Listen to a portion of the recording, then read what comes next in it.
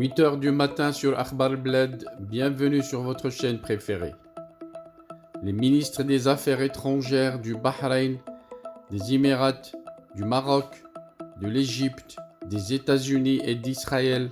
rejoignent le sommet du Negev à Israël. Avant d'entrer dans le vif du sujet, n'oubliez pas de vous abonner à votre chaîne préférée, mais surtout n'oubliez pas de cliquer sur la cloche pour être sûr de recevoir à chaque fois qu'il y a du nouveau sur la chaîne un bip qui vous invite à y aller et à être le premier à consulter le contenu de la chaîne. Bonjour. Le secrétaire d'État américain Anthony Blinken a fait preuve d'unité avec ses alliés du Moyen-Orient lors d'un rare sommet organisé par Israël ce lundi, dans l'espoir d'apaiser leurs craintes concernant l'accord nucléaire iranien en cours d'élaboration et l'engagement de Washington dans la région. La session de 2 jours dans le désert a été assombrie par les tensions entre les États-Unis et la Russie au sujet de l'Ukraine, par un attentat lié à l'État islamique en Israël et par des inquiétudes concernant la santé du Premier ministre israélien Naftali Bennett, qui a appris qu'il était porteur d'un virus Covid-19 après avoir rencontré M. Blinken, les ministres des Affaires étrangères des Émirats arabes unis, de Bahreïn et du Maroc, qui ont normalisé leurs liens avec Israël dans le cadre de la campagne diplomatique américaine de 2020, ont assisté au sommet à Sde Boker, où est enterré le premier ministre israélien fondateur David Ben-Gurion. Les modérés de la région se réunissent pour discuter et former un front contre les extrémistes, a déclaré Gilles Haskell,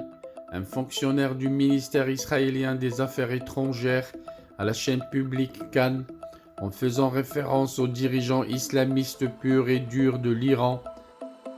Les négociations nucléaires entre les puissances mondiales et l'Iran étaient sur le point de déboucher sur un accord il y a plusieurs semaines lorsque la Russie a formulé des exigences de dernière minute à l'égard des États-Unis, insistant sur le fait que les sanctions imposées à Moscou en raison de l'invasion de l'Ukraine ne devaient pas affecter ses échanges avec l'Iran. S'exprimant à Jérusalem aux côtés de son homologue israélien Yair Lapid,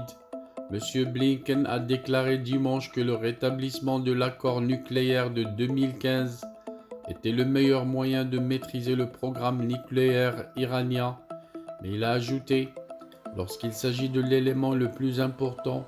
nous sommes sur la même longueur d'onde. Nous sommes tous les deux engagés,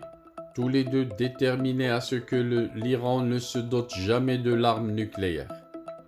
Yair Lapid a déclaré que la réunion des partenaires arabes qui s'est conclue ce lundi deviendra un événement régulier, invitant les Palestiniens à se joindre à eux. Hier soir, nous avons décidé de faire du sommet du Negev un forum permanent, a-t-il déclaré aux côtés de ses homologues des Émirats arabes unis, de Bahreïn, du Maroc, de l'Égypte et des États-Unis. Nous ouvrons aujourd'hui une porte devant tous les peuples de la région, y compris les Palestiniens, et leur proposons de remplacer la voie de la terreur et de la destruction par un avenir partagé de progrès et de succès.